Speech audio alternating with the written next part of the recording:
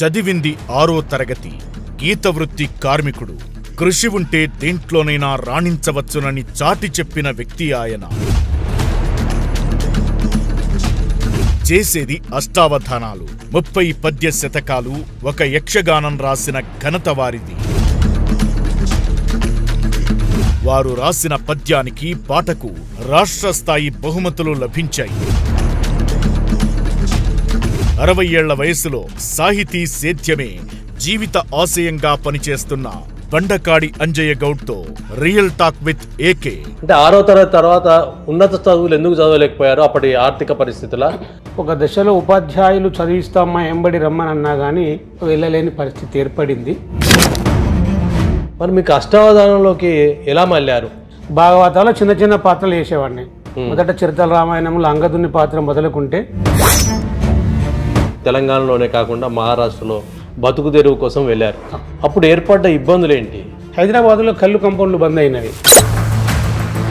43 అవధానాల్లో తెలంగాణలో కాకుండా ఎక్కడెక్కడ చేశారు? ఒక పుస్తకం అమెరికాలో కూడా ఆవిష్కరణ అయింది, సుధి అని. అంటే అష్టావధానాలు చేసేటప్పుడు కష్టావధానాలు ఎదురైనాయి ఏమని? గరికపాటి వారు అంతటి వారే అంటారు, ఒక్కోసారి అపజయం కూడా కావచ్చు. అందులో మీకు సంతృప్తినిచ్చిన శతకం ఏంది? వాసినే హనుమత్ శతకము, రేణుగాదేవి శతకము, Chandramouleeswara, Rajarajeshwara.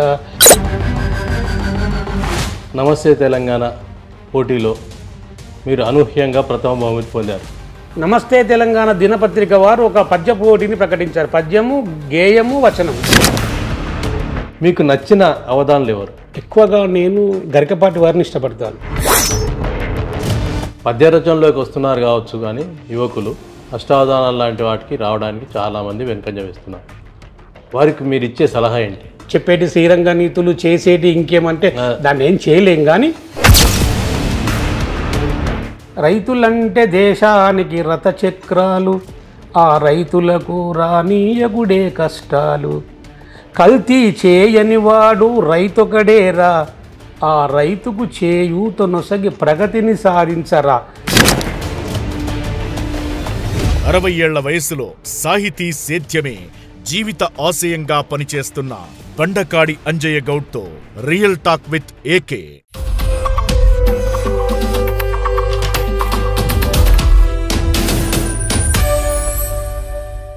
Welcome real talk with AK. ప్రస్తుతం మన ముందు 6వ తరగతి చదివి అష్టావధానిగా మారిన బండకాడి అంజయ్య గౌడ్ ఉన్నారు. వారు 30 పద్య శతకాలు రాశారు. అందులో రకరకాల ప్రయోగాలు కూడా చేశారు. 6వ తరగతి చదివి 30 పద్య శతకాలు రాయడం ఏంటి అని ఆశ్చర్యపోతున్నారా? వారు మన ముందు వారి జీవితాన్ని, వారి విశేషాలను, వారి కష్ట నష్టాలను అన్నీ వివరిస్తారు. వారు సుమారు 20 ఏళ్ల పాటు గీత వృత్తిలో ఉన్నారు. అంటే చెట్లెక్కి గీసిన అనుభవం కూడా ఉంది. అలాంటి వారితో మీ పరిచయం చేస్తున్నాం. నమస్కారం సార్. నమస్కారం. మీరు 6వ తరగతి వరకే వెంకట్రావుపేటలో చదువుకున్నారు. సిద్దిపేట జిల్లా తౌట మండలం.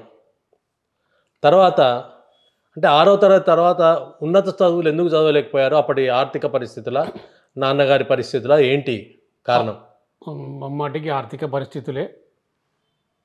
రెక్కాడితే గారి డొక్కాడని కుటుంబము. దాని ఫలితంగా ఇక నా చదువు అక్కడికి ఆగిపోయింది. 6వ తరగతితోనే ఆగిపోయింది. ఒక దశలో ఉపాధ్యాయులు చదివిస్తామా ఎంబడి రమ్మనన్నా కానీ వెళ్ళలేని పరిస్థితి ఏర్పడింది. దాంతో నాన్న వెంబడి నేను కూడా అప్పుడు హైదరాబాద్ గ్రూప్ కంపెనీలు ఉంటుండే. వనంలోకి లొట్లు మొదలు చిన్నగా లొట్లు గీత వృత్తి అంతా ఒక కార్పొరేట్ కంపెనీ లాగా హైదరాబాద్ వాళ్ళ చేతుల్లో ఉండేది. అంటే ఊర్లలో ఉండేది, కానీ ఇక్కడ నుంచి కళ్ళు హైదరాబాద్ పోతుండే కళ్ళు. అప్పుడు అందులో నాన్న పని చేస్తుండే. నాన్న చేతి కింద నేను 1977 నుంచి ఇక్కడే మన ప్రస్తుతం ఇప్పుడు సిరిసిల్ల జిల్లా ఉన్నట్టుంది, దానికి నారాయణపురంలో ఆరంభమైంది నా గీత వృత్తి. 77 నుంచి 98 వరకు కూడా అందులోనే దాదాపుగా మీరు అన్నట్టు 20 సంవత్సరాలు. ఆ తర్వాత కొన్ని రోజులు ఇంటికాడ కూడా మామూలుగా చేసిన టీఎఫ్టీ లైసెన్స్ ఉంది నా పేరు మీద. అంటే ఈత చెట్లకి కళ్ళు తీసేవారా? తాటి చెట్లు కూడా ఎక్కేవారా? తాటి చెట్లు ఎక్కలేదన్న, ఈత చెట్ల వరకే పరిమితం. ఎందుకంటే తాటి చెట్లు ఎక్కాలంటే చాలా అనుభవం ఉండాలి. చాలా అనుభవం ఉండాలి. అవి మళ్ళీ వెంకట్రావుపేటలో లేవు కూడా, ఉంటే అటువైపు కూడా పోయేవాడినేమో, కానీ వెంకట్రావుపేటలో లేవు. కేవలం గీత వృత్తితోనే వ్యవహారం, ఏదో కుటుంబ బాధ్యతలు, కుటుంబ వ్యవహారం నడిచింది. అలాంటి వారు అష్టావధానం వైపు పద్యాలు రాయడం అనేది చాలా సమస్య. ప్రతి గణాలు అవన్నీ, కూర్పు అవన్నీ ఉంటాయి. సాధారణంగా పద్యాలు రాయడం అంటే ఆటో వేలుజులకు కొంత పరిమితం అవుతారు చాలామంది, ఎందుకంటే అది కొంత సులభం కాబట్టి. మిగతాయి అంత సులభం కూడా కాదు. మరి శతకాలు రాయాలన్నా, అష్టావధానం చేయాలన్నా అన్ని రకాల ఉండాలి. మరి మీకు అష్టావధానంలోకి ఎలా మళ్ళారు? అసలు పద్యాలు రాయాలనే కోరిక ఎక్కడ బలంగా కలిగింది? అయితే నేను చిన్న వయసులోనే 12-13 సంవత్సరం నుంచి వీధి భాగవతాలు చిన్న చిన్న పాత్రలు వేసేవాడిని. మొదట చిరుతల రామాయణంలో అంగదుని పాత్ర మొదలుకుంటే, అలాగే నేను 20-21 సంవత్సరం వచ్చే వరకు స్త్రీ పాత్రలు కూడా వేసిన. నేను ఏ పాత్రలు వేశారు? నర్తనశాలలో ద్రౌపదీదేవి ఉంటుంది, అజ్ఞాతవాసంలో మాలినిగా మారుతుంది ఆమె, సైరేంద్రి కూడా అంటారు, ఆ వేషం వేశా. లవకుశంలో సీతాదేవిగా వేశా. రేణుకా ఎల్లమ్మ చరిత్రలో రేణుకాదేవిగా. తర్వాత కొన్ని పురుష పాత్రలు, అల్లి అర్జునులో కృష్ణుడు, అర్జును లాంటివి కూడా వేసిన నేను. అప్పుడే కొంచెం ఈ కవిత్వం అంటే, కవిత్వానికి కొంచెం గుర్తింపు ఉంది అని నా మనసులో ఒకటి బలంగా నాటుకుపోయింది. మీరు వేసిన పాత్రలన్నీ జానపద కళలకు సంబంధించిన జానపద కళలు, జానపదులు వాళ్ళు చేసేటి. అందులో పద్యాలు రాగాలు తీయడం రకరకాలుగా ఉంటుంది. అవన్నీ పద్యాల వైపు మళ్ళడానికి అది కారణమా? అయితే కవిత్వం వైపు మళ్ళడానికి కారణము అంటే పద్య కవిత్వము రాయాలని అనిపించింది నాకు. వచనం అంటే పద్య కవిత్వానికి సరే, వచనానికి బాగా ఆ పట్ల ఆదరణ ఉంది, కానీ పద్య కవిత్వానికి మంచి గుర్తింపు ఉంటుంది, పేరు ఉంటుంది అన్నది కూడా ఒక బలమైన నానుడు కూడా అయి ఉంటుంది. మొట్టమొదట నేను కందపద్య శతకమే రాసిన, హనుమత్ శతకం అని. అది రాసినప్పుడు ఛందస్సు తెలియదు, ఏదో రాయనైతే రాసిన గణాలు ఈ పద్యంలో ఇన్ని ఉండాలని రాసి, నేను మా ఊరు జిఎం రామశర్మ, మీకు గుర్తే ఉంటుంది, ప్రపంచమా తెలుగు సభలో పేరు ఉంటుంది, పూర్తి పేరు జిఎం అంటే గౌరీభట్ల మెట్రామశర్మ, ఇంకా షార్ట్కట్లు జిఎం రామశర్మ అంటారు. ఆయన అప్పుడు బాబు జగజీవన్ రావు కాలేజీలో లెక్చరర్గా పనిచేస్తున్నాడు, తర్వాత సిద్దిపేట ప్రిన్సిపాల్గా పనిచేశారు. ఈ హనుమత్ శతకాన్ని మొట్టమొదట రాసినప్పుడు ఆయనకే చూపించిన నేను, ఎందుకంటే మా ఊరు ఆయన మంచి పెద్ద పండితుడు. దాన్ని చూడగానే ఒక మాట అన్నాడు ఆయన, గౌడు అంజయ్ అని పిలుస్తాడు, అంజగౌడ నీ పద్యాలల్లో ఎతులు ప్రాసలు వదిలిపెట్టవి, కానీ నీ ఈ ధార అనేది మా వాళ్ళకు కూడా లేదు అన్నాడు. అంటే మా పద్యాల మా బ్రాహ్మణులకు కూడా ఈ ధారణ లేదు, నీ ధార గొప్పగా ఉంది అన్నాడు. బహుశా నాకు అది ప్రేరణ కలిగి ఉంటుంది. సరే, పూర్తిగా సవరించి ఇచ్చిండు ఆయన. తర్వాత రేణుకా శతకము, చంద్రమౌళీశ్వర శతకం రాసేటప్పటికి మా పిల్లల పుస్తకాలు సీస పద్యాలు ఇచ్చి దాని కింద ఛందస్సు ఇస్తున్నారు. అప్పుడు చూసిన ఏం గణాలు ఉంటాయి, పిల్లలు 6వ తరగతి ఇట్లా 5వ తరగతి ఇట్లా చదువుతున్నారు, చూస్తే అందులో కింద ఛందస్సు ఇస్తున్నారు. అలాగే సులక్షణ సారం అని ఒకటి దొరుకుతుంది రోహిణి పబ్లికేషన్స్ వారిది, అది తెప్పించిన మొదలు నేను పోస్ట్లో. దాన్ని బాగా పట్టిన చూసిన అన్ని పద్యాలకు కన్నం రాయి ఇలా రాయాలి, ఈ గణాలు ఇంద్రగణాలు ఇవి, చంద్రగణాలు ఇవి, సూర్యగణాలు ఇవి అని అందులో అంత మెన్షన్ చేసి ఉంటుంది. చేస్తూ అలా సాగింది. 7-8 పుస్తకాలు రాస్తూ పోయినా, ఇక్కడ సిద్దిపేటలో కూడా కొందరు చూశారు. తర్వాత ఈ వాట్సాప్ ప్రభంజనం వచ్చిన తర్వాత ఎక్కడెక్కడో కవులు మనకు అందులో పరిచయం అయింది. అందరూ కంది శంకరయ్య కానీ, చిరుతోటి విజయకుమార్ లాంటి వారు, వ్యాకరణ పండితులందరూ పరిచయం అయ్యారు. మన పద్యం పెట్టగానే పలానా దగ్గర ఈ దోషం ఉన్నది, ఇది చూసుకోవాలి అని వాళ్ళు నాకు కొంచెం ఇంట్రక్షన్ ఇచ్చితే, నేను దాన్ని పట్టుకొని పూర్తిగా ఇక వెళ్ళిపోయినా అందులో డీప్గా ఎగబాకడానికి అవకాశం వచ్చింది. ఇక రాస్తూ పోయినా, రాయడం రాస్తున్నాను. కానీ చదివింది 6వ తరగతే కదా, అది తెలుగు పట్ల పట్టు ఉండదు. లేదు, మరి పద్యాల పట్టు అంటే ఇంకా ఎక్కువ అవసరం.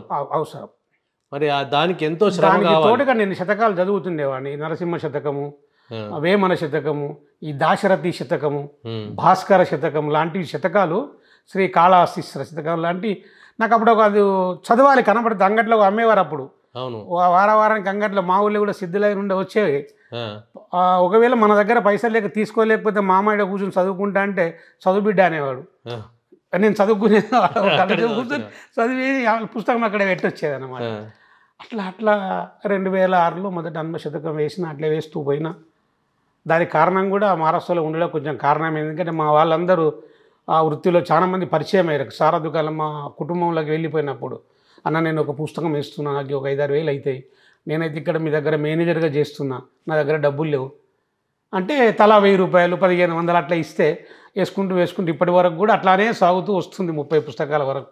మీ జీవితంలో 6వ తరగతి తర్వాత గౌడ వృత్తిలో మునీం అట్లాంటివి చేశారు. సిద్దిపేట ఈ ప్రాంతంలోనే కాకుండా తెలంగాణలోనే కాకుండా మహారాష్ట్రలో బతుకు తెరువు కోసం వెళ్ళారు. అప్పుడు ఏర్పడ్డ ఇబ్బందులు ఏంటి? ఒక గీత వృత్తి చేయడం అనేది మామూలు వ్యక్తులకు సాధ్యం కాదు. అంటే ఒక కులం పరంగా ఉన్నదన, అంటే బాల్యం నుంచి నేర్చుకున్నది కావాలి, రకరకాల ఉంటాయి. ఒక కులంలో ఉండే వృత్తిలో ఉండే అనుభవాలు వేరే ఉంటాయి, ఇంకొక కులంలో ఉండే వృత్తి అనుభవాలు వేరే ఉంటాయి. మీ అనుభవాలు ఏంటి? కుల వృత్తిలో ఉన్నప్పుడు సాఫీగా అంటే పూర్తిగా నేను అనుకున్నంతగా జీవనం సాగలేదు. అంటే బట్టకు పుట్టకు ఇట్లా మిగులుబాటు అన్నది ఉండే పరిస్థితి లేదు. దానికి తోడు నేను మునీం చేసిన తర్వాత ఈ హైదరాబాదులో కళ్ళు కంపౌండ్లు బంద్ అయినవి. అదే ఈ మందు వాడకం అది ఇదని కొద్దిగా బంద్ చేసిన తర్వాత కల్తీ కళ్ళు ఎక్కువగా వస్తున్న ఉద్దేశంతో కొన్ని బంద్ చేశారు. అప్పుడు నేను మేనేజర్గా చేసిన కాబట్టి మళ్ళీ గీస్తానికి పోదామని కొంచెం చిన్నతనం అనిపించింది నాకు. మునీంగా చేసి మళ్ళీ ఏం గీయాలి అనిపించింది నాకు. ఇక అనిపించి ఇక మా భార్య తరపున బంధువులు అయితే ఇక్కడ వాళ్ళ అల్లిపోరు, మహారాష్ట్రలో వాళ్ళకి దుకాణాలు ఉన్నాయి, షరాబ్ దుకాణాలు, బ్రాండ్ షాపులు. వాళ్ళ దగ్గర పోయి మేనేజర్గా ఎప్పుడంటే దాదాపుగా 99 నుంచి 2018 వరకు అక్కడే వాళ్ళ దగ్గరనే మేనేజర్గా చేస్తూ సారా కౌంటర్ మీద కూర్చొని సారా అమ్మేవాడిని. మీకు చెప్పందేమో సారా అమ్మేవాడిని. అయితే సారా అమ్మినంతసేపు అమ్ముకుంటూ కూడా ఆ గిరాకీ ఒకవేళ అప్పుడప్పుడు కొంచెం రాకుంటే నేను పద్యం వైపు వెళ్ళేది. నాకు ఈ కంద పద్యం రాయాలని నాకు బుక్ పెట్టుకునేవాడిని.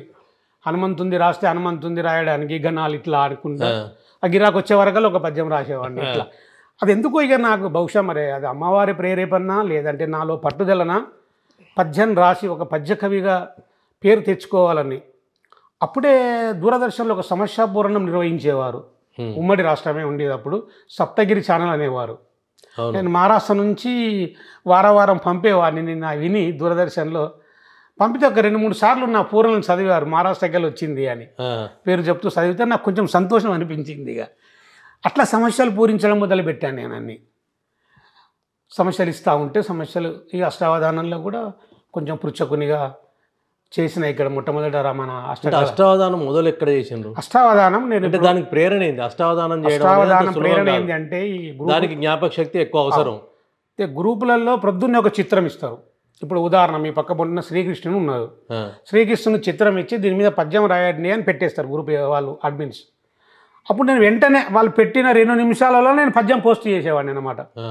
చిత్రాన్ని చూస్తేనే కందమో లేదా ఉత్పలమాలను చెంపకమాలను దాన్ని చూసిన తర్వాత అందులో ఉన్న కొందరు పెద్దలు ఏం చేశారంటే ఈయన దగ్గర ఏదో ఉంది పెట్టగానే 2 నిమిషాల పద్యం రావడం ఏంది, మనం రాయాలంటే కనీసం 1-2 గంటల్లో పడుతుంది. ఈయన 2-3 నిమిషాల పద్యం ఎట్లా రాస్తున్నాడంటే ఆశువుగా రాస్తున్నాడు. ఈయన దగ్గర ఈ శక్తి ఉన్నదని.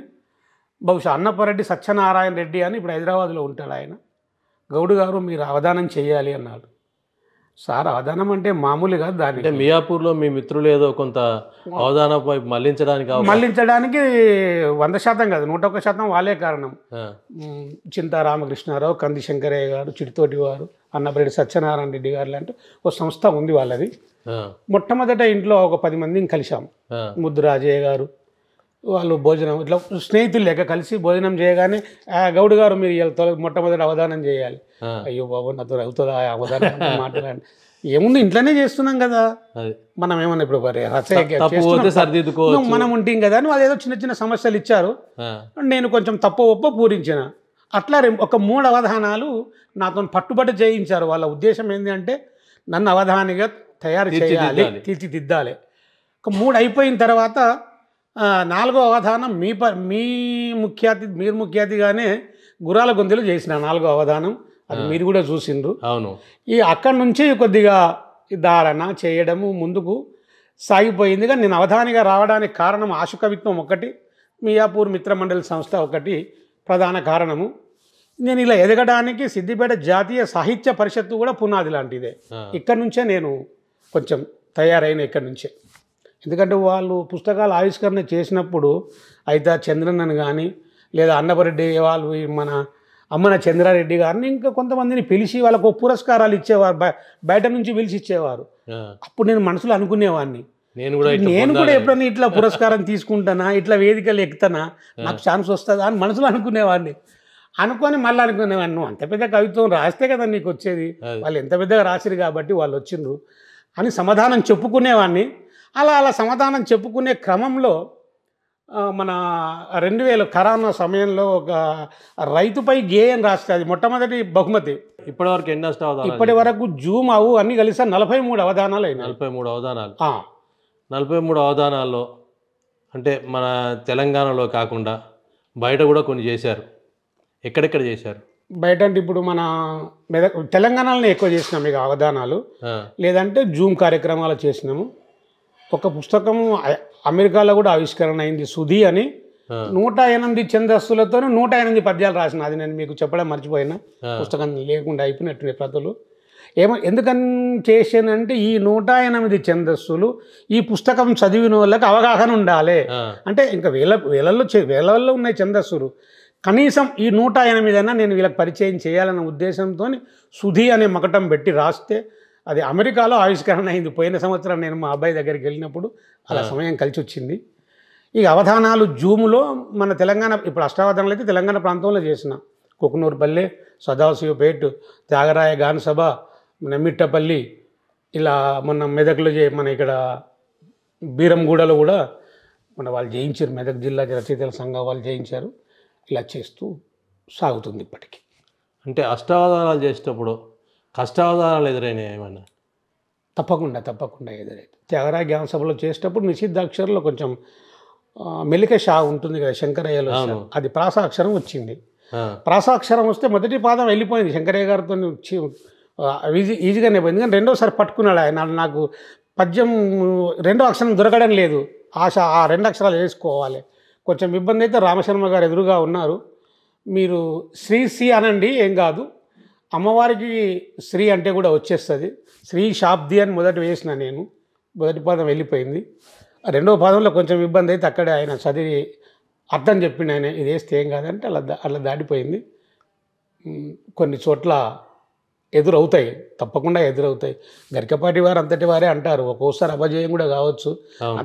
అది మనకేమవుతుందంటే ఇంకొక దానికి విజయానికి కారణం అవుతుంది. అయ్యో నేను ఇట్లా ఓడిపోయిందని ఎప్పుడు అనుకోవద్దు అని అప్పుడప్పుడు అట్లే అనుకునేవాడిని. అలాగా సాగుతూ అయితే పోతుంది. అష్టావధానంలో అసందర్భాలు ఉంటాయి, మనల్ని మన ధారణ దెబ్బతీయడానికి లేదా మన జ్ఞాపక శక్తి దెబ్బతీయడానికి కారణాలు అవుతాయి. అప్రస్తుత ప్రసంగం అట్లాంటివి ఏమైనా మీకు ఇబ్బంది కలిగించినాయా? ఇబ్బంది కలిగిస్తే ఇంకొక ధారణను దెబ్బతీసే పరిస్థితులు ఏర్పడితే ఉంటాయి, మళ్ళీ అవన్నీ రికవరీ చేసుకోవాలి ఉంటాయి. అటువంటి పరిస్థితి వస్తే సమాధానం కొంచెం కొంటగానే చెప్పాలి మనము.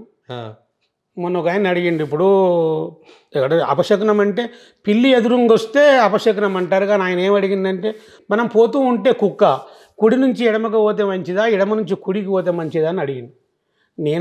నేనేమన్నానంటే అది కరవకుండా ఏ వైపు పోయినా మంచిదే, కానీ ఏమున్నది అపశకునాలని నమ్మవలసిన అవసరం లేదని. ఇట్లా కొన్ని ఎదురవుతాయి. ఇక మనకు తోయనే పరీక్ష ఉంటే అతని మీదనే ఏదైనా మనం చెప్పి తప్పించుకోవడానికి ఆయన్నే చమత్కారంగా చెప్పి తప్పించుకోవచ్చు. అంటే పద్యపాదాలలో కూడా కొన్ని సందర్భాలు ఇబ్బందికరంగా ఉంటాయి, పెడతాయి. వాళ్ళు ఒకవేళ దుష్కర ప్రాస ఇచ్చినప్పుడు కొంచెం ఇబ్బంది, దానికి ప్రతిభ కలిగిన పండితులై ఉండాలి. బహుశా మరి నన్ను దృష్టిలో పెట్టుకోనో లేదా ఈయనను మనం అపజయం పాలు చేయొద్దు అనుకున్నా, కానీ ఒక దుష్కర ప్రాస లేకుండానే కొద్దిగా నాకు సరళంగానే ఇస్తూ పోతుంటారు వాళ్ళు కూడా. అటువంటి దుష్కర ప్రాస వస్తే 4 పాదాలు అది పెట్టి చెప్పొచ్చు. ఇప్పుడు పంక్తి అని ఒకటి వచ్చింది అనుకోండి, అది వేరే దానికి సమయానికి రాకపోతే 4 పాదాలలో దాన్ని పెట్టి కూడా తప్పించుకోవచ్చు. దానికి ఒక 16 రకాలైన సమస్యాపుల్లో చేయొచ్చదని మన సుబ్బన్న శతావధి అని చెప్పాడు. ఎక్కడ నీకు దొరకకపోతే వ్యతిరేకార్థంగా ఇప్పుడు రాముడు రావణుని కోసం పుట్టిండి అని వడిస్తాడు. రావణు నాకేమిచ్చారంటే మొన్ననే ఇచ్చింది ఆయన. ఆ పద్యం చెప్పగలుగుతారా మీరు? సీతారాముని మోసగించితివి గదే అని పూర్తి పాదం ఇచ్చాడు. సీతారాముని ఇట్లా మోసగిస్తుంటే అయితే మూడు పాదాలు చెబుతూ వచ్చి లాస్ట్కి ఏం చేశానంటే ఆమె తారం తీసుకున్నాం. చాలామంది అదే తీసుకుంటారు. ఓసి తార అంటే అక్కడ ఓ సీత అని వచ్చేస్తుంది. ఇట్లా చెప్పి చివరి పాదం ముగించిన. మొన్న మెదక్ వాళ్ళ దాంట్లో రాముని మీదని అడిగిండ్రు వాళ్ళు. రాముడు మోహమున్ మునిగి రాక్షస భామల పెళ్లి ఆడాను అని సమస్య ఇచ్చాడు ఆయన. రాముడు మోహంలో మునిగి రాక్షస భామలను ఎందుకు పెళ్లి చేసుకుంటాడు? ఇది సమస్యను మనం చెయ్యాలి. అయితే ఇప్పుడు ఇది వ్యతిరేకార్థంగా మీకు చెప్పాను కాబట్టి మనం ఆయన ప్రశ్నించవచ్చు. దానికి నేను ఏం చెప్పినా అంటే రాముడు ధర్మమూర్తి, విమలాత్ముడు సజ్జన పేటియవు కదా, పామర బుద్ధి లేదు, పరభామల జోలికి నేగబోడకో, కాముని గెలిచినాడు. కాముని గెలిచినాడంటే ఆయన ఒక సీతతోని మాత్రమే సంసారం చేసిందంటే కాముని గెలిచినట్టే లెక్క. వర కారణ జన్ముడు కాన ఎవిదిన్ ఎట్లాగయ్యా రాముడు మోహమున్మునిగి రాక్షస స్త్రీలను పెళ్లి ఆడని ఆయనకే ప్రశ్న రూపంలో సమాధానం చెప్తే సంతోషపడ్డాడు ఆయన. ఇంకా సుత్రాముడు అని కూడా చేయవచ్చు. సుత్రాముడు అంటే ఇంద్రుడు. వేరే దాంట్లో నేను సుత్రాముడు అని చేసిన. సో ఇదే ప్రశ్నకు సుత్రాముడు అంటే ఇంద్రుడు. మరి ఇంద్రుడు ఎట్లా పెళ్లి చేసుకున్నాడు? సుత్రాముడు ఎట్లా పెళ్లి చేసుకున్నాడు? రాక్షస స్త్రీ ఎవరు అని సందేహం రాకుండా ఏం చెప్పినా నేనంటే సచీదేవి పులోముని కుమార్తె. పులోముడు రాక్షసుడు. అదితి మన కశ్యపుని యొక్క సంతానం వలన జన్మించిన వాడే కాబట్టి చచీదేవి రాక్షస కన్య అవుతుంది. సుత్రాముడు అంటే ఇంద్రుడు దేవుడే కానీ ఆమె రాక్షసుని పుట్టింది కాబట్టి రాక్షస కన్య అవుతుందని ఇట్లా విడమర్చి చెప్తే సంతోషపడ్డారు వాళ్ళు. పద్యకావ్యాలు రాస్తూ సుమారు 40 చేశారా? 30 కావ్యాలు ఇప్పటికి 30 అయితే ప్రింట్ అయినాయి. 30 కావ్యాలు ప్రింట్ అయినాయి. అందులో బాలశతకం లాంటిది కూడా ఉన్నది. బాలల కోసం ఉన్నది. బాలల కోసం రాయాలనే ఆలోచన ఎందుకు వచ్చింది? ఆ మధ్య ఈ బాల సాహిత్య గ్రూప్ అని ఒకటి పెట్టిండ్రు వాళ్ళు. ఊకే బాలగేయాలు రాస్తున్నారు. అందులో రాస్తూ ఉంటే నాకు అనిపించింది ఆట వ్యవధిలో పిల్లల కోసం రాస్తే పిల్లలు చదువుకుంటారేమో అని. మీరు అన్నట్టుగా ఆట వ్యవధి కొంచెం ఈజీగా ఉంటుంది, పిల్లలు చదవటానుకుంటే కొన్ని అన్ని సామాజికమే కాదు, పూర్తి సామాజికం. కొన్ని నీతులు ఎదురు చెట్టి బాలల అనే మకుటంతో రాశాను. అది భక్తి శతకాలు కూడా రాశారు. చాలా రాశారు. భక్తి శతకాలు చాలా రాశారు. అందులో మీకు సంతృప్తినిచ్చిన శతకం ఏంటి? నేను ఎక్కువగా సంతృప్తినిచ్చిన శతకము రాసింది ఏమేంటి? రాసిన హనుమత్ శతకము, రేణుగాదేవి శతకము, చంద్రమౌళీశ్వర, రాజరాజేశ్వర, వెంకటేశ్వర స్తుతి. ఇంకొకటి శివరాత్రి నాడు ఒకటే రోజున శివస్తుతి శతకం రాశా. ఒకటే రోజు ఎందుకు రాయాలనిపించింది అంటే అది ఎందుకు అంతకుముందు ఒకళ్ళు ఇద్దరు రాశారు. మనం ప్రయత్నం చేద్దాం దీన్ని అని ఒక్క పొద్దు ఉంటాను నేను. పొద్దుగాల లేచి మొదలుపెట్టిన ఒక 100 పద్యాలు 5. ఇదే భుక్తి అదే ఇదే రాత్రి 12 వరకుల శతకం అయిపోయింది. ఆకలి ఇదే తీర్చింది. అదే 108 పద్యాలు రాసి అది బుక్కు చేసి శివస్తుతి ఒకటే రోజు రాసిందని పెట్టారు. గర్భ కవిత్వంలో ఒక ప్రక్రియ ఉంది. చాలామంది ఇష్టపడరు, పూర్వ కవులు కొందరే ఇష్టపడతారు. ఎందుకంటే ఒకటే పద్యంలో ఇమృతు రాయాలి, అర్థం అదే వస్తుంది కదా అని చింతా రామకృష్ణారావు గారు రాస్తూ ఉంటే నేను ఎప్పుడైనా ఎదుటివారు చేసిందాన్ని మనం చేస్తామా లేదా అని కొంచెం ఎదుటివారు చేసిన ప్రయోగం మనం చేస్తామా అవుతుందా అనే ఉద్దేశం ఉంటుంది. కాళికా శతకం రాశాను నేను. గర్భకవిత్వం అంటే ఒక్క పద్యంలో ఇంకొక 2 పద్యాలు అంటే దాదాపుగా 5 పద్యాలు కూడా ఇముడుతావి. ఇప్పుడు నేను తెలుగు భాషా వైభవాన్ని రాసిన మొన్ననే పొట్టి శ్రీరాములు వారు 10,000 రూపాయలు దానికి మంజూరు చేశారు. ఫిబ్రవరిలో ప్రింట్ చేసి వాళ్ళకి ఇవ్వాలి. అందులో 5 నుంచి 6 పద్యాల వరకు కూడా పెట్టిన, కానీ ఇందులో మాత్రం 3 పెట్టిన. ఇది ఒక పద్యంలో ఇంకా మిగతా 2 పద్యాలు ఉంటాయి. అయితే ప్రతి ఏటా కొండెపూడి మన ప్రసన్న భారతి అనే పత్రిక ఒకటి ఉంది, విశాఖపట్నం నుంచి వస్తుంది, త్రైమాసిక. వాళ్ళ నాన్నగారి పేరు మీద 2 పురస్కారాలు ఇస్తాడు ఆయన. పద్యకావ్యానికి 1, శతకానికి 1. ఈ పుస్తకానికి అనుకోకుండా ఇది బహుమతి లభించినట్టు. దీనికి 3,000 రూపాయల బహుమతి వచ్చింది.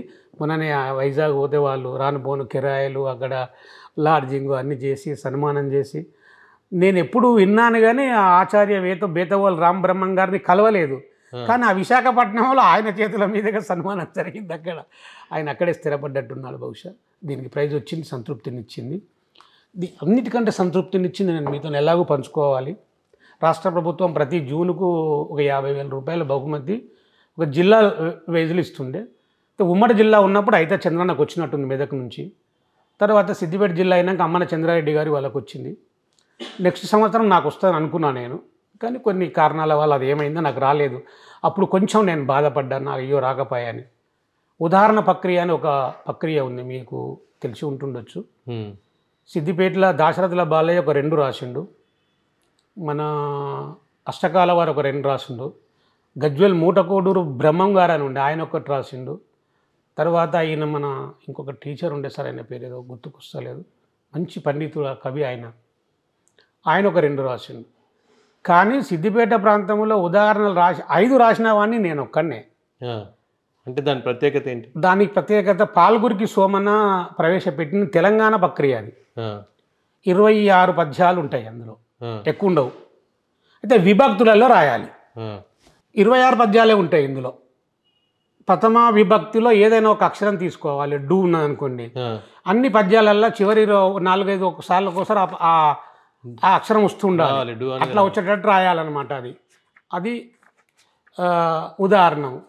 ఇదేం రాసినాం, మాతవు అంటే డూమూవులు, ఊ తీసుకొని మాతవు సర్వజీవులకు మానిత గాత్రవు రేణుకాంబ నిర్మాతవు సృష్టికంతటికి రానివి త్రాతవు అంటే దైవము. ఇట్లా అందులో కలిక ఉత్కలిక ఉంటుంది, రగడల ఛందస్సు. అయితే ఈ ఛందస్సును ప్రవేశపెట్టినవాడు మన పాల్గురికి సోమనాథుడు. ఆయన మొట్టమొదట బసవోదాహరణం రాసిండు సంస్కృతంలో, తెలుగులో. అయితే నేను భక్తి ఇది 2 రాసిన. ఒకటి హనుమదోదాహరణం ఒకటి రాసిన ఉంది ఇందులో. తర్వాత రేణుకాదేవి.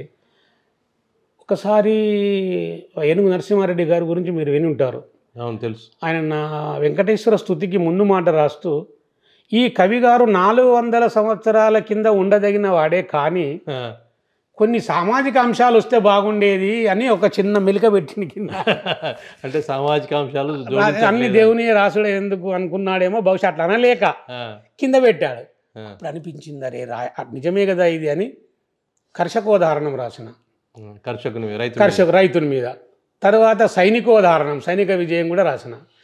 కర్షకోదాహరణ మెదక్ జిల్లా రచయితల సంఘం వారిని మన ఈయన దేశపతి శ్రీనివాస్ గారు ఆవిష్కరణ చేసి ఆయన బాగా మెచ్చుకున్నాడు. ఇది సామాన్యమైనది కాదు కర్షకుల మీద రాయడం అంటే. అట్లా 5 ఉదాహరణలు రాసిన కవిని సిద్దిపేట ప్రాంతంలో బహుశా నాకు గొప్పగా చెప్పుకోవడం కాదు, నేనే. కానీ ఆ ప్రభుత్వం వారు ఇచ్చే బహుమతికి నేను నోచుకోలేదు. కొంచెం ఎందుకో అప్పుడు బాధ అనిపించింది, ఏంద్రా ఇట్లా ప్రభుత్వం వారు ఇచ్చే బహుమతులలో రాజకీయాలు ఉంటాయి, మీకు తెలియదు కదా. నేను అట్లా పోలేదు ఇక. అదే, కానీ అది సంకల్ప బలమా మరి ఏమో, కానీ నా లోటును భర్తీ చేస్తూ నమస్తే తెలంగాణ దినపత్రిక వారు ఒక పద్య పోటీని ప్రకటించారు. పద్యము, గేయము, వచనము. అవును, మూడిట్లలో 50,000 బహుమతి, 25,000 బహుమతి, 5,000 బహుమతి, ప్రోత్సాహక బహుమతులు. లేకుంటే పుస్తకం ఉంటాయి. నేను పుస్తకం సంకలనం రాకపోతే ఏమైనా పద్యాలని నేను ఒక 2-3 పద్యాలు అందులో కొంచెం కేసీఆర్ను పొగిడినట్టు, రెండవది పథకాలను ప్రస్తావిస్తూ, ప్రభుత్వ పథకాలను ప్రస్తావిస్తూ రాసిన నేను. అవి రాస్తే నేను ఊహించలేదు అది. మామూలుగా పుస్తకాలు రావచ్చు, లేకుంటే ఈ 5,000 వస్తే ప్రోత్సాహక బహుమతిలో 5,000 రావచ్చు అని మాత్రమే ఉండేది. 50,000 వచ్చినాయి. 51,000 బహుమతికి ఎంపిక అయింది. అప్పటికన్నా ఆనందం వర్ణనాతీతం. ఇక అదే ఎక్కడైతే 50,000 ప్రైజుకు నేను ఆశపడితే నాకు రాలేదో, అది ఒక డిస్ట్రిక్ట్ వైజ్లో ఎంపిక చేస్తారు అన్న, మీకు తెలియదు. ఒక జిల్లా స్థాయి కలెక్టర్ వాళ్ళు ఎంపిక చేస్తారు. కానీ ఇది 33 జిల్లాలలో ఎందరో కవులు రాసి ఉంటారు. అందులో అన్నిట్లలో మనది ఎంపిక అయింది అంటే ఇంతకంటే గొప్ప ఏముంది అనిపించింది నాకు. దాంతో బాగా సంతోషపడ్డాను. ముగింపు కానీ అందులో ఏదన్నా వాక్యాలు జ్ఞాపకం ఉన్నాయా? ఆసరా పింఛన్ చంపకమాల్లో రాసిన, కొడుకులు కోపగించుకొని కూడును బెట్టక తల్లిదండ్రిపై మిడుకుచున్నుండు వేళ భయమేలటంచును కేసీఆరు, భయమేల నటంచును కేసీఆరు తా కొడుకై వృద్ధులందరికీ కూడుకు గుడ్డకు ఆసరవుచు డబ్బిడుచును ఆత్మబంధువై ఎంతయు ప్రేమయు చూపుచుండెగా అనేది ఇది ఇచ్చా నేను. కొడుకులు కోపగించుకొని కూడును పెట్టక తల్లిదండ్రిపై. ఇప్పుడు ఎట్లా ఉన్నది కొడుకులు విసుక్కుంటారు, ఏడికెళ్ళమంటావనో లేకుంటే దీనికి లేవంటావో. అటువంటి వారికి కేసీఆర్ మీరేం భయపడకండి, నేను ఒక కొడుకును అంటే ఆయన అప్పుడప్పుడు అంటుండే కదా, నేను మీ పెద్ద కొడుకును అంటుండే కదా, అది నాకు గుర్తుకొచ్చిందన్నట్ట. దీన్ని లిరికిద్దామని ప్రాసలో కూడా విరుకుతుంది అని చెప్పి కేసీఆర్ తా కొడుకై వృద్ధులందరికీ కూడుకు గుడ్డకు ఆసరవుసు. నెలకు 2,000 రూపాయలు అంటే సరిపోతాయి వాళ్ళకు. ఇప్పుడు ఇద్దరు దంపతులు ఉన్నా సరిపోతాయి, దాంతో బియ్యం వచ్చినాయి. ఈ రకంగా ఆ పద్యంలో ఆత్మబంధువు అంటే పెద్ద పదం అదిగా, ఎక్కడున్నా ఆత్మ ఉంటే బంధువు అనే పెద్ద పదాన్ని వాడి అది రాయడం జరిగింది. తర్వాత మిషన్ భగీరథ పథకం కూడా ఒకటి ఉండే.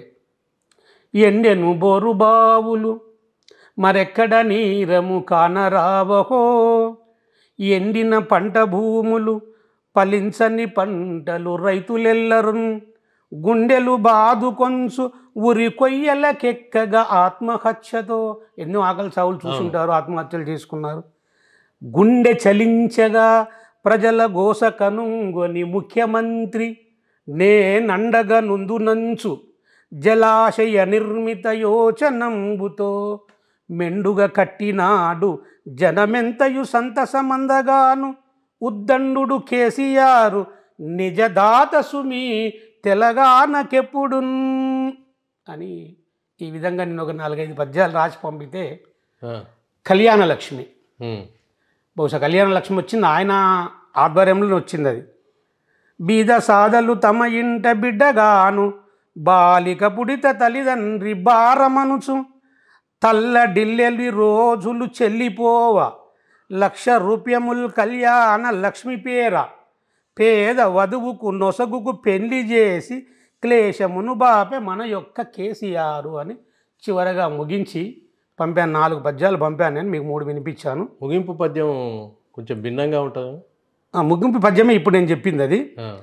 ఇంకొకటి ఏంటంటే కలకలలాడసాగే తెలంగాణము అంతట చెరువులన్నీయున్ జలజల పారసాగినవి చక్కని వాగులు వంకలన్నీయున్ పొలముల చూడపచ్చగను పోదిడు చుండగా రైతు కళ్ళలో మిలమిలలాడే కాంతులును మేటి భగీరథ పద్యమే కదా, పథకమే కదా.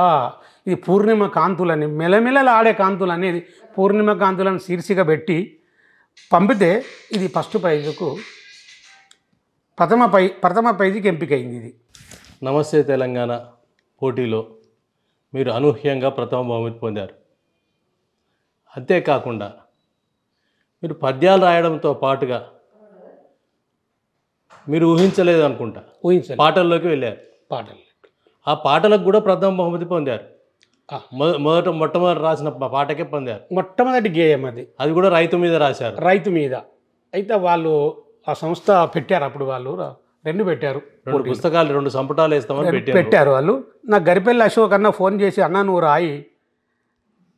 రాస్తే బాగుంటుంది, ఏం సంకలనంలో వస్తుంది, ప్రైజే రావాలని ఏముందన్నాడు ఆయన. నేను కూడా అంతే అనుకున్నా. రైతుల గౌరవం పల్లవి. రైతులంటే దేశానికి రథచక్రాలు, ఆ రైతులకు రానీయగుడే కష్టాలు, కల్తీ చేయని వాడు రైతొకడేరా, ఆ రైతుకు చేయూత నొసగి ప్రగతిని సాధించరా అన్నది ఇది పల్లవి. తర్వాత చరణంలో ప్రజలకింత బువ్వబెట్టే పరమాత్ములు రైతులు, నిజము తెలుసుకోని నరులు ప్రపంచాన వ్యర్థులు, అహర్నిశలు అలుపెరుగని అంబరమా భాస్కరులు, తమ రక్తము స్వేదముగా మార్చే దివాకరులు. దివాకరుడు అంటే సూర్యుడు. ప్రకృతి మోసము చేసిన ప్రభుత్వాలు కాదన్నా, నకిలి విత్తనాలిచ్చి నాణ్యత చెడగొడుతున్నా, కల్తీ మందులతోటి కష్టాలు సృష్టించిన, ఆత్మాభిమానము విడనాడబోడు రైతన్న, వ్యవసాయమే దైవంగా భావించి ముందుకేగు, రైతులంటే దేశానికి రథచక్రాలు, ఆ రైతులకు రానీయకుడే కష్టాలు. తర్వాత ఎద్దేడ్చిన వ్యవసాయము బాగుపడదురా భాయి. ఇది నాకెందుకు గుర్తొచ్చింది అంటే సామెత. మేము నాయనతోని నాగలు దున్నిన, దంతె కొట్టిన, కొన్నిసార్లు మూట కూడా కొట్టినా. అయితే అప్పుడు ఈ చుట్టపక్కల వీళ్ళు చుట్టాంటి పెట్టుకుంటప్పుడు గంట సేపు ఆగితే వాళ్ళు కదా, అవును, అరే ఎద్దేడుస్తున్నదిరా, ఎద్దేడుస్తున్న వ్యవసాయం బాగుపడదురా, మంచిగా ఉండదురా. నాకు లట్టుకున్న మెరిసింది అది. అరే ఇది ఇందులో పెడదాం గేయములని. ఎద్దేడ్చిన వ్యవసాయము బాగుపడదు రాబాయి, రైతు కంట కన్నీరు రాజ్యాలకు నాశమోయి, ఎద్దు బాధలెరిగినోడు రైతు ఒక్కడేనోయి, ఆ రైతు బాధలెరిగినోడ రాజ్యమేల వలెనోయి అని ముగింపించిన. రైతే రాజు కావాలనే నినాదానికి వచ్చింది. అది అనిపించింది. అనగానే అది నాకు ఒక ఫోన్ చేసింది ఆ మేడం. బండకాడ అంజయ్య అప్పుడు ఇంకా ఈ కరోనాలో బాగా కరోనా జోర్లు ఉన్నది అప్పుడు. అవును, బండకాడ అంజయ్య గౌడ్ మీరేనా అన్న. అమ్మ నేనే అన్న. మీరు ఏదైనా పద్యాలకు ఏదైనా గేయాల పోటీ పంపారంటే పంపినానమ్మా, మీకు బహుమతి వచ్చింది అన్నది. నాకు ఎదుగుతాడు 5 సెకండ్ 5 ఏదో రావచ్చులే అనుకున్నా. అమ్మ ఈ సిగ్నల్ అప్పుడప్పుడు అందది కదా, అమ్మ ఏ బహుమతి వచ్చింది ఆమె ఏమో చెప్తుంది కానీ నాకు ప్రథమ బహుమతి అని వస్తలేదు. అమ్మాయి ఎంత వచ్చిందన్న, సార్ మీకు ప్రథమ బహుమతి వచ్చిందంటే అప్పుడు గట్టిగా నవ్వటది. నేను కొంచెం ఒక 5-6 నిమిషాలు తన్మయమై మర్చిపోయాను. నేను ఇక నా గేయం ఏంది, ఎన్నో మంది రాస్తారు గేయాలు. అప్పటికల్లా 203 మంది రాసిరన్న. 203 మంది ప్రింట్ అయినాయి. ఆ పుస్తకం మళ్ళీ వాళ్ళు పంపిరు. చూస్తే ఈ 203 మంది రాస్తే నేను రాసిన గేయానికి ప్రథమ బహుమతి రావడం అది మొట్టమొదటి గేయం అనిపించింది. అప్పుడు అనిపించింది ఒక్కొక్కసారి మనం ఏదైనా సంకల్పం అనుకుంటే అప్పుడప్పుడు దానికి దైవం కూడా తోడవుతుందేమో అని అనిపిస్తుంది. తప్పకుండా అలా నేను ఇప్పుడు ఇదే మీకు చెప్పాను కదా, ఈ వేదికల మీద వీళ్ళు కూర్చున్నప్పుడు ఎందుకు మీరు కూడా ఒకసారి 1000 రూపాయల బహుమానం వచ్చిందని అందులో వచ్చింది. నేను అంజనా లెక్క నాకు అది కరోనాలో ఇక్కడ ఆమె నాగలక్ష్మి ఏదో పేరు ఈనాడు పోటీలో వచ్చింది. వచ్చినప్పుడు అనుకుని నేను మళ్ళీ ఆత్మకు సమాధానం తొందరగా చెప్పుకుంటా. నీ కవిత్వం ఆ లెవెల్లో ఉంటే కదా నీకు వస్తుంది, నీకు లేని ఎట్లకెళ్ళి వస్తుంది అనిపించేది. కానీ 51,000 బహుమతి వచ్చిన ఈ 15,000 రాగానే నేను నాలో కూడా ఏదో గర్వం ఉంది కానీ నేను కొంచెం కొద్దిగా ధైర్యం సంతోషపడ్డా. దాని తగ్గట్టు కూడా కొంచెం అదే అమ్మవారు మీలాంటి పెద్దలు ఆశీర్వాదాలు, కొంచెం కృషి కూడా కొంచెం ఉంది. కానీ దానికి సహకారం కూడా మీలాంటి వారి సహకారం చేయడం వలన ఎవరి సహకారం ఉన్నా కృషి ప్రధానం. కృషి అయితే అదే ప్రధానం. మొత్తం మీద రోజొక్క నేను పొద్దున్న లేచి నుంచి సాయంత్రం వరకు ఏదన్నా ఒకటన్న పద్యం రాయకుంటే నాకు తృప్తిగా ఉండదు, మానసిక తృప్తి ఉండదు. కొన్ని బాధలు మర్చిపోవడానికి కూడా కవిత్వం గురించి మీకు తెలియంది ఏం లేదు. నేను ప్రత్యేకంగా కానీ వ్యక్తిగతంగా ఉన్న సమస్యలు, మానసిక ఆందోళనలు కవిత్వం రాయడం వలన ఆ దృష్టి అటువైపు పోవడం వలన ఒక 50% మనం మర్చిపోయి మన ఆత్మకు ధైర్యం వస్తుందన్న. తప్పకుండా సరే నేను మెచ్చుకోరా, నీకు ప్రైజులు ఇస్తారా ఇయ్యరా అది పక్కకు పెడదాం. మీరు చెప్పినట్టు అది కొంత పైరవి కూడా ఉంటుంది, పెద్ద అవి రావు, అది మనం విడిచిపెట్టి. కానీ మొట్టమొదట మన ఆత్మానందం తప్పకుండా నీకు ఆత్మానందం కవిగా మానసిక తృప్తి కలుగుతుంది. దాని వలన మనకు కొంచెం ఇతర రోగాలు కూడా కొంచెం దూరమయ్యే పరిస్థితి ఉంటుంది. కాబట్టి రెండోది, కవి అయిన వాడు కొంచెం పొరపాటు చేయడానికి కూడా వెనక ముందు ఆడుతాడు. ఇప్పుడు నేను నీతులు ఎన్నో నీతులు రాసిన ఇందులో, ఇది ఇట్లా చేయొద్దు అది అట్లా చేయొద్దు అని. అటువంటప్పుడు ఆ పని చేసేటప్పుడు నాకు తడుతుంది, ఇక్కడ ఇది గోకుతుంది లోపట. నువ్వు మందికి అన్ని చెప్పినావు, మరి నువ్వేమో చేయబోతున్నావు అని ఇది గోకుతుంది.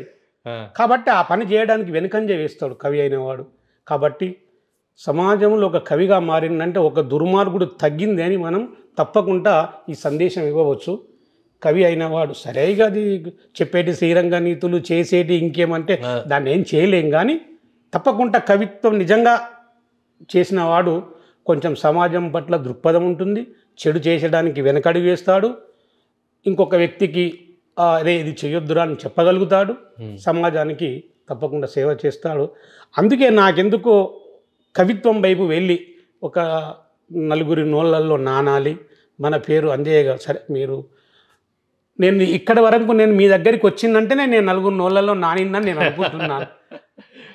విశాఖ అప్పుడు ఆంధ్రాలో కూడా విశాఖపట్నంలో బహుమతి ఇచ్చారు. అక్కడ వేరే నాకు ఒంగోలులో సన్మానం చేశారు, గుంటూరులో సన్మానం చేశారు, బెంగళూరులో సన్మానం జరిగింది, పూణేలో సన్మానం జరిగింది. బహుశా నేనైతే నాకు అనిపించింది మానవ జన్మం ఎత్తిన దానికి ఓ రకంగా నాకు ఈ జన్మ సార్థకమైంది అని అనిపిస్తున్నది నాకు. అంటే యాదగిరిగుట్ట యాదాద్రిగా మారిన సందర్భంలో అక్కడి వైభవం పెంపొందించిన సందర్భంగా యాదాద్రి వైభవం రాశారు. అప్పుడే మన కేసీఆర్ దాన్ని పునర్నిర్మాణం చేస్తున్నాడు. ఈయన పేరు కంకణంపాటి మోహన్ రావు గారు. ఈయన వాట్సాప్ ఫ్రెండ్.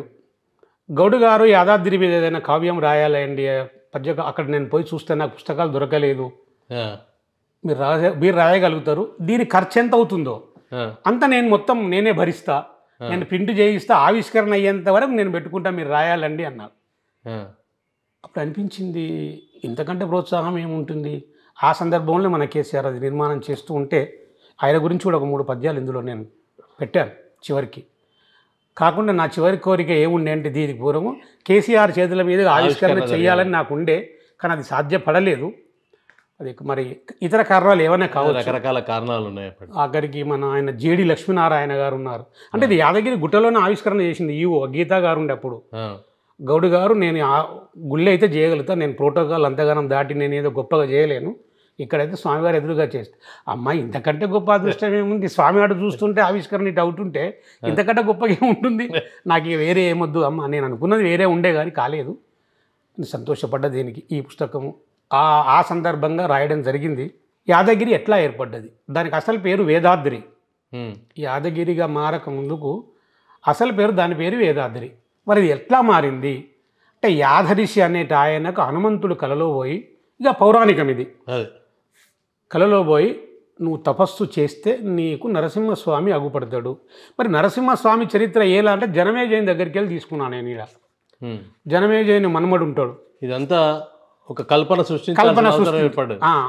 ఇందులో కూడా 41 ఛందస్సులు వేసిన నేను, ఒక పద్యం రాయలేదు, అన్ని ఛందస్సులు ఇలా తురగ వలగడ, తోవక, తోటకము, దండకము, ధృత విలంబిత ఇవన్నీ తీసుకుంటూ దీన్ని అక్కడికి వెళ్ళి మన అభిమన్యుని సత్పుత్రుడు శుభదుడు పరీక్షితుడు సుశ్రేయుండై విభవోన్నత కరిపురమును రభసము లేకుండా నేలి రమ్యతనుందన్ మనుజపతి పరీక్షితునికి జనియించను తనయునుగను జనమేజయుడు వినయ వివేకుడు ప్రజలను తన తనయులుగాదలంచి తగపాలించను. ఆయనకి ఎవరు పుట్టిండు, జనమేజయ భూపతికిని తనయునిగా పుట్టెనిల శతానీకుడొగిన్, శతానికునికి సహస్రానీకుడు. ఇట్లా వాళ్ళు పుడితే ఒకప్పుడు ఈ యొక్క భృగు మహర్షి వంశచరిత్ర లాంటి వంశచరిత్ర తీసుకొని ఈ నరసింహావతారం గురించి చెప్పుమని అందులో కొంచెం మళ్ళీ హిరణ్యకశిపుని మన పోతన రచించిన భాగవతాన్ని కూడా మళ్ళీ తెచ్చి నరసింహావతారాన్ని ఘట్టం తెచ్చి అందులో పెట్టిన తర్వాత అక్కడ ఆయన ఆ గుట్ట మీద ఉన్నట్టుగా మరి ఎట్లా ఆగుపడతాడంటే ఈ యొక్క యాదర్శికి హనుమంతుడు కలలో కనబడి అక్కడికి పోయి తపస్సు చేయమంటే యాదర్శి తపస్సు చేస్తే ఆయనకు తపస్సులో కనబడి నువ్వు ఇక్కడనే ఉండాలి స్వామి ఈ రూపంతో అన్నప్పుడు ఆయన అక్కడ స్థిరంగా ఉంటే ఈ యాదర్శి వలన దానికి ఈ యాదగిరి గుట్ట అనే పేరు వచ్చింది అని ముగింపుతో దాన్ని రాయడం జరిగింది, యాదాద్రి వైభవం. శతకాలు రాసేటప్పుడు ఏమైనా సమస్యలు ఏర్పడ్డాయా? సమస్యలు ఏం లేవు. ఇక అంటే ఎక్కువగా దైవంకు సంబంధించినవి అంటే నేను కొన్ని సామాజిక అంశాలు కూడా పెట్టినా కానీ మనకు సమస్యలు ఏం రాలేదు. కవిత్వం వరకు అయితే ఇప్పటి వరకు కొన్ని వస్తాయి, ఎన్ని బయట నుంచి సమస్యలు కాదు, ఇంట్లో రాసేటప్పుడు కానీ ఒక్కో సందర్భంలో ఒక పద్యం రాయడంలో కొన్ని 10 నిమిషాల్లో రాయొచ్చు, అది 10 గంటలలో రాయొచ్చు, అటువంటి సందర్భాలు ఉంటాయి. అటువంటి సందర్భాలు వచ్చినా సరే అప్పటి వరకు ఊరుకొని మళ్ళీ ఊరుకున్నా నేను పని చేస్తున్నా, నా ధ్యానం అట్టే ఉండేది. ఈ పద్యాన్ని ఎట్లా పూర్తి చేయాలి, ఎట్లా పూర్తి చేయాలంటే దానికి ఏదో రకమైన ఆలోచన వస్తుంటుంది, ఎప్పుడు వస్తుంది, ఏదో తట్టుతుంది. అప్పుడు దీనికి ఆధారంగా కొన్ని నిఘంటువులు తీసుకొచ్చిన నేను, శబ్దరత్నాకరం అని, ఇంకొకటి ప్రాస నిఘంటువు, ఈ నిఘంటువు చాలా నిఘంటువులు కొనుక్కొచ్చిన. దానికి తోడు ఇప్పుడు ఆంధ్ర భారతి అని ఫోన్లోనే దొరుకుతుంది. ఇప్పుడు మన ఆంధ్ర భారతి అని కొట్టగానే అందులో తెలుగు నిఘంటువు అని వస్తుంది. ఇప్పుడు ఆ తర్వాత సున్నా పెట్టి జా పెడితే దానికి వచ్చిన పదాలన్నీ కింద పోతుంటాయి, వచ్చేస్తుంటాయి. అట్లా కూడా కొంచెం సులువుగా అయింది కవిత్వం రాయడానికి. అంటే అవధానానికి ఇంకెక్కువ సులువైందో అది. అవధానానికి సులువు అయింది. కానీ అప్పుడు చూడడానికి వీలు ఉండదు. అది అంతకుముందుకు చూస్తేనే అదే అవధానంలో కొంచెం జాగ్రత్తగానే ఉండాలి. రాజకీయాలు లాంటి వాటికి చెప్పనీయకుండా ఉండాలి. ఎందుకంటే బాగుండదని. ఎక్కువ దైవాంశ ఘటనలు ఎక్కువ ఇస్తారు. రామునియో శివునియో ఏదో ఒకటి ఇస్తారు. లేదు సామాజిక సమస్యలు కూడా వస్తాయి. దత్తబదులు ఐదర్లో కొంచెం ఇబ్బంది అవుతుంది. కొంచెం ఇబ్బంది పడ్డ ఆమె కోడి కొక్కరొకో కోడి కూత అని ఇచ్చింది. 4 కోడి కొక్కో రోకో కూత 4 పాదాలలో రావాలి. అవి అన్యార్థంలో చెప్పమన్నది ఆమె. జనులకు సందేశం ఇచ్చేదాక ఏం చేయాలి అనిపించింది. అప్పటిదప్పుడు చెప్పాలి. అది కందపద్యంలో చెప్పమన్నది. కొక్కరొకో కోడి కూత, కోడి కాకూడదు, కూత కాకూడదు, కొక్కరో కాకూడదు. కొంచెం సేపు ఇబ్బంది. అంతకుముందుకు అన్ని పూరించినా కానీ ఇది ఇబ్బంది అనిపించింది. లేవరకో పొద్దు పొడిచే అన్నాను. లేవరకో పొద్దు పొడిచే ఏ విధికై నేను డిగ్గి, ఏ విధికో డిగ్గి మీరు, ఏ విధికో డిగ్గి మీరు. డిగ్గి అంటే దిగు అని అర్థం ఉంది. ఏ విధికో డిగ్గి అంటే ఇలా కోడి నిమిడిచ్చిన అలా వృద్ధమ్ముగను మీ ఆకూతమగుచు. ఆకూతము అంటే చేయుత లాంటిది అన్నమాట. కూత వచ్చింది అందులో. ఇట్లా 4 పదాలు ఇండిచి చెప్పడానికి కొంచెం ఇబ్బంది జరుగుతుంది. అప్పుడప్పుడు అన్యార్థములు అడుగుతారు వాళ్ళు.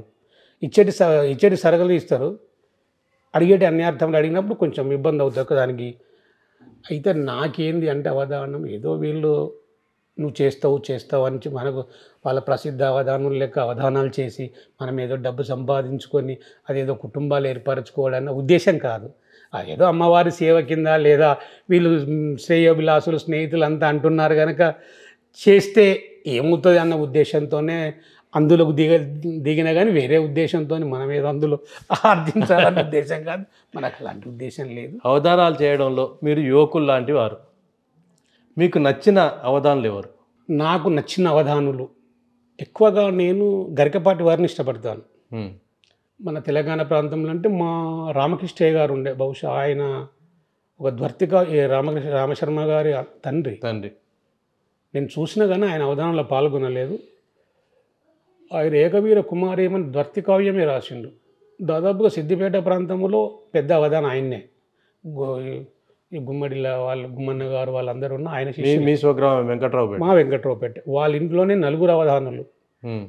వాళ్ళ రామకృష్ణయ్య గారు నాన్న అవధాని, 2 కొడుకుల అవధానులు, వారికి తోడుగా నేను ఒక చిన్న అవధాని. కానీ గరికపాటి వారిది ఎట్లా ఉంటుంది అంటే పూర్తిగా పౌరాణికం చెప్పినా ఆయన కొంచెం సామాజిక అంశాలను ఎక్కువ చేసి, ఇప్పుడు ఉదాహరణకు ఆయన ఏమంటాడంటే వైకుంఠ ఏకాదశి ఎందుకు వాళ్ళని ఆడికి పోకుంటే దేవుడు తెల్లారిపోతే నీకు విష్ణుమూర్తి కనబడా, ఎందుకు పోతారు మీరు అంటాడు ఆయన. మొన్నదే నాకు గుర్తుకొచ్చింది, తిరుపతిలో 6 చనిపోతే అదే గుర్తుకొచ్చింది. అంటే అటువంటి కొందరు చెప్పగలగాలి. సరే దాని మీద చేస్తే మనం ఏదో వీళ్ళు దైవభక్తికి విరోధం ఉన్నారు, వీళ్ళు మాట్లాడుతున్నారని దాడి చేస్తారేమో. కానీ కొందరు అలా ఉండాలి. సమాజానికి ఉపయోగపడేవి కొన్ని ఉండాలి. అటువంటి నాకు ఆయన ఎక్కువ మంచిగా అనిపిస్తుంది. ఆయన చమత్కార శబ్దం మా రామశర్మ గారు బాగా చేస్తారు. ఈయన మన అష్టకాల వారిది కూడా ధారణ, ధైర్యము. ఇక ఆయన అంటే ఇక రఫ్ అండ్ టఫ్ అనుకోండి. ఇక ఆయన బహుశా సిద్దిపేటలో ఇక అటువంటి వారు పుట్టడం కష్టము. కానీ ఆయన ఇప్పుడు విద్యాచరణ్ వాళ్ళ కొడుకున్నాడు. నాన్న నువ్వు అవధానం చేస్తావా అని అడిగినాడంటే కొడుకును అవధానం చేయరమన్న తర్వాత అంటే నాన్న నాకు ఇంకా అంత పరిణితి రాలేదు కదా. అదేందిరా మన బండకాడ ఎంజాయ్ చేస్తున్నాడు అన్నాడట ఆయన. ఇప్పటికి చెప్తాడు ఆయన నాతో, నాన్నగారు నీ పేరు ఒక 4-5 సార్లు గుర్తు చేసింది అన్నప్పుడు నాకు అనిపించింది. 6వ తరగతి చదివిన బండకాడ అంజయ్య కూడా అష్టావధానం చేస్తాడు. ఆయన అదేమనిపించింది నాకు, ఒక్క మహనీయుని నోటి నుండి మనల్ని గుర్తింపు ఫలాని వ్యక్తి.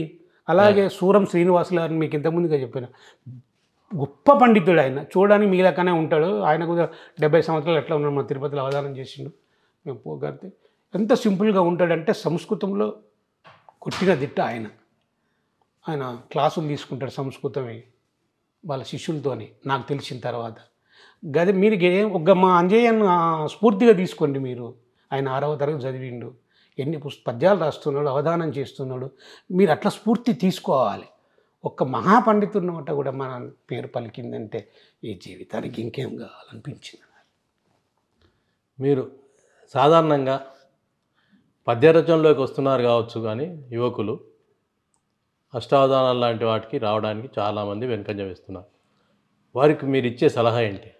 అష్టావధానంకు రావాలి. నాకు కూడా అదే బాధ ఉంది. సిద్దిపేట ప్రాంతంలో దాదాపుగా అవధానాలు అందరూ కరువు అయిపోయినారు. అష్టకాల వారితోటి ఆ లోటు ఏర్పడ్డది. ఇంకో 2-3 ఉన్నారు, కానీ వాళ్ళు ఇప్పుడు ప్రాంతీయంగా లేరు, చేసేవారు లేరు. చేయాలి, యువకులు రావాలి. రావాలంటే దానికి కొంత తోడ్పాటు ఉండాలి. ఇప్పుడు ఆంధ్ర ప్రాంతంలో ఉన్నంత తోడ్పాటు అవధానాలకు మన తెలంగాణ ప్రాంతంలో లేదు. మీకు కూడా తెలిసి ఉంటుంది. సిద్దిపేట ప్రాంతంలో అసలే లేదు. ఎవరు అవనుకున్నా సరే, కానీ దానికి ఒక చేయూతనివ్వాలి. ఒక అవధానిని పిలిచి, సరే ఆయనకు మీరు డబ్బిస్తారా ఇవ్వరా అది వేరే విషయం, అతను అవధానం చేయించి ఒక శాల్వా కప్పినా ఆయనకు 10 మంది కూర్చొని పేరుతో ఆయనకు చేస్తూ ఉంటే ఆయన సంతోషపడి ఆ గౌరవాన్ని పొందుతూ ముందుకెళ్తాడు. కానీ ఆ పరిస్థితులు మన దగ్గర లేవు. అందుకు నాకు అప్పుడప్పుడు బాధ అనిపిస్తుంది. నేను వీళ్ళతో మా కవులతో అందరూ అంటాను, నేనేదో అది చేయాలంటే అమ్మవారి సేవలు చేస్తున్నా, కానీ అవధానం అది కాదు. పిల్లలు యువకులు ముందుకు వస్తే, ఇప్పుడు అక్కడ ఒక 4-5 యువకులు ముందుకు వచ్చారు. భరత్ శర్మ అని, లలితాదిత్య అని, చైతన్య అని, ఇంకా చాలామంది ఆ ప్రాంతంలో వచ్చారు. ఈ మన మర్మాముల దత్తాత్రేయ శర్మ గారు అవధాన శిబిరం పెట్టి కొందరిని తయారు చేస్తున్నారు, కానీ మన ప్రాంతంలో తయారు అవడం లేదు. అదొక లోటే, కొంచెం లోటే మన సిద్దిపేట ప్రాంతం లోటే. దీని మూలంగా నేను మీ ద్వారా ఏం చెప్తున్నానంటే, అవధాన విద్య ఎదగాలంటే కొంచెం ప్రభుత్వం తరపున కాకుండా దాతలు ఎన్నో దానాలు చేస్తున్నారు. ఎక్కడెక్కడో అన్నదానాలు చేస్తున్నారు, ఎక్కడెక్కడో చేస్తున్నారు. దీనికి మరీ ఎంత 10,000 నుంచి 15,000 రూపాయలు ఖర్చు అయితే ఒక అవధానం అయిపోతుంది. ఎక్కువకేమో 10,000తో అయిపోతుంది. దాతలు ఎవరన్నా ఉండి తెలుగు భాషను ముందుకు తోయడానికి కంకణం కట్టుకుంటే తప్పకుండా ముందుకు వస్తారని నేను ఆశిస్తున్నాను. సాధారణంగా వచన కవిత్వం బాగా విస్తృతంగా వ్యాపిస్తున్న వేళ మీరు పద్య కవిత్వానికి వెళ్ళారు. వచన కవిత్వం వైపు ఎప్పుడైనా తొంగి చూడాలనే ఆలోచనలు వచ్చిందా? పద్య కవిత్వమే తృప్తినిచ్చింది అనుకున్నా నేను. అనుకొని బాలకులకు సంబంధించిన ఒక 3 కథలు రాసి వార్తకు పంపితే వార్త వేసింది. చెరుపగురా చెడేరు అని ఒకటి, దురాశ దుఃఖమునకు చేటు అని ఒక 3 ఏమో రాస్తే వేసింది. బాలకథలు చిన్నవి వార్తా పేపర్లు వచ్చినాయి. కానీ నాకెందుకు పద్యమే అనిపించింది. సరే బహుమానాలు రాకపోవచ్చు, కానీ పద్యం చాలా రోజులు నిలబడుతుంది. పద్యం ఇంకొకటన్నా వాట్సాప్ వచ్చినాక వచన కవులు కూడా పద్యాలు రాయడానికి ముందుకు వస్తున్నారు. నీకు వాట్సాప్ పేరు చెప్పను, కానీ వాళ్ళు నెలకొక అంశం ఇచ్చి రాయమంటారు. పోయిన సంవత్సరం అంతా పద్యం ఇస్తే 50 మందికి తక్కువ ఎన్నడూ రాయలేదు. ఇప్పుడు వచనం ఇస్తున్నారు, 20 మంది దాటడం లేదు. అంటే కొన్ని గ్రూపులు అట్లా పరిమితం అయ్యాయి, కానీ అదే కొన్ని గ్రూపుల్లో 100 మంది రాస్తున్నారు అట్లా అంశం ఇస్తే. అంటే గ్రూపులకు ఉండే పరిధి విస్తృతి అవి కారణం, వాళ్ళకు ఉండే పరిచయాలు కావచ్చు, రకరకాల కారణాలు ఉంటాయి అవి. అంటే వచనం కూడా తక్కువనేం కాదు. వచన కవుల్లో కూడా చాలా ఏది తక్కువ కాదు, సాహిత్యంలో ఏది తక్కువ కాదు. సమాజానికి ఉపయోగపడేదంతా సాహిత్యమే. అవును, అది పద్యం కావచ్చు. అయితే నా ఉద్దేశంలో వీటిలో అన్నిట్లో మొదటి స్థానంలో పద్యం ఉంటుందని నా భావన. అన్ని ప్రక్రియలలో గానయోగ్యమైన ప్రక్రియ ఇది. గేయము పద్యం. మీరు ఇప్పుడు పాడగలిగారు అంటే మొదటి నుంచి, అంటే బాల్యంలో చేసిన నాటకాలు ప్రేరణ ఏంటి మరి? పాడడం అనేది సులభం కాదు. నేను యక్షగానాలు వేసిన కాబట్టి అది సిద్ధారెడ్డి సార్ యక్షగానానికి ఎట్లా రాస్తాడు అట అదేంది అందుకు రాయాడంటే రాసినాక యక్షగానం ప్రింట్ చేయించిన యక్షగానం కూడా ఒకటి రాసిన నేను, వెంకటేశ్వర కళ్యాణం అని. యక్షగానంలో ఏదన్నా గానం చేయగలుగుతారా? చేయగలుగుతా, చేయండి. మన కీచకుడు సైరేంద్రి వాదం ఉంటుంది. ఆమెను చూడగానే ఇతడు మోహభ్రాంతికి అవుతాడు. వెలధీరో చలమేలా నీ మదికి కలతాలేటికి రమ్మ, వెలధీరో చలమేల చిలుక పలుకుల నొప్పు ముద్దుల గులుకు కోయలు గలుగు చెల్ని నల్మి కవిట చేర్చకున్న నిలదు నా విశ్వంబరమున వెలధీరు అని కీచకుడు అంటాడు. అప్పుడు సైరేంద్రిగా ఆమె ఏమంటుందంటే, వలధీక నాపై నా ఈ మరులు కలదు నాకొక్క వ్రతము, బలియులకు గంధర్వులేవురు పతులు గలరిట నాకు ఆవల తెలిసినను కాడు ముష్టిఘాతము పొలయగా అవించెదరు నిన్నిటు వలదీక మేటిభూ నాయకుడా నా తోటి సాటి ఎవరే ఈ ధరలో మేటిభి గోటికి కోటి కర్రలకు దీటునుంది నీదు పదులను గీట నుంచి నీది ముద్దు కూటముననే రొప్పమిందును. ఇది ఆటతాళం అన్నమాట. మాటికి నా చేరువ నిలచి మాటలాడగరాకు బూటకంబిటు లేల పతివ్రత భోటినై నేనున్న ఈ నాటకంబున నీకు దగువా దూటులు ఎందైన లేరా. నీకు అటువంటి పని కావాలంటే వేరే వాళ్ళు లేరా, నేనే కావాలన్నా. ఇది ఒక చెల్తి. దాసీకి ప్రతివత ధర్మమేళ కాసుగూర్చూటే ఘనత రోసెదను నా రాజ్యభోగము పాసెదను నా సతిసుదాదుల చేసెదను నీ తోడ కేలి విలాసమునని గాసిబెట్టకు. అందరిని విడిచిపెట్టి నీ ఎంబడొస్తా, నువ్వు దాసివి, నీకు పతివ్రత ధర్మం ఎందుకంటది. ఆమె అప్పుడు ఏమంట, వాసిగా అందని మ్రాని పండ్ల కాసించిన రీతి అందని ద్రాక్ష పండ్లు పుల్లలు అంటారు చూడు, అట్లా ఆమె చెప్తుంటుంది అనమాట. వాసిగా అందని మ్రాని పండ్ల కాసించిన రీతి నేల మోసమౌనిక పతులు చూసిన నా సమీపము రాగా నిల్వము దోసకారి సతులు లేరా అని నేషపించద భస్మమవున్నట్టు దోసకారి సతులు. ఇది విరాట పర్వం కీచక వద్ద మా గ్రామానికి చెందిన జిల్లా వెంకటదాస్ గారు రాశారు. నేను అందులో పాల్గొన్నాను. అది కూడా నేను కవి కావడానికి కొంచెం ప్రేరణ అయింది. ఇట్లా దాదాపుగా ఒక 25 యక్షగానాలలో నేను పాల్గొన్నాను. అన్ని నోటికి రావు, కానీ ఇది నేను అది చాలా ఎక్కువ చదువుట్లో అది కొంచెం నోటికి వచ్చింది, కాకుండా వస్తాయి. మీరు సమయం ఇచ్చి మీ జీవితంలో ఒడిదొడుకులు, మార్పులు, సాహిత్యం వైపు మళ్ళడానికి కారణాలు, సాహిత్య రచనలో అనుభవాలు అన్నీ వివరించారు. ధన్యవాదాలు అన్న. నమస్తే. ప్రస్తుతం బండకాడి అంజయ్య గౌడ్ జీవితాన్ని ఎంత విస్తృత స్థాయిలో వివరించగలిగారంటే అంత విస్తృత స్థాయిలో వివరించగలిగారు. వారు చదివింది 6వ తరగతే. 6వ తరగతి చదివిన వాళ్ళను ఇట్లా పరిచయం చేయడం ఏంది అని అనుకోవడానికి కారణం లేకుండా చూపడానికే ఈ పరిచయం చేశాం. చదివింది ఏదైనా ధారణ, పట్టుదల ఉంటే ఎలా ఎదుగుతారనేది తెలపడానికి బండకాడి అంజయ్య గౌడ్ ఉదాహరణగా తీసుకోవచ్చు. త్వరలో మీ ముందుకు మరో ప్రముఖునితో వస్తాం. Real talk with AK.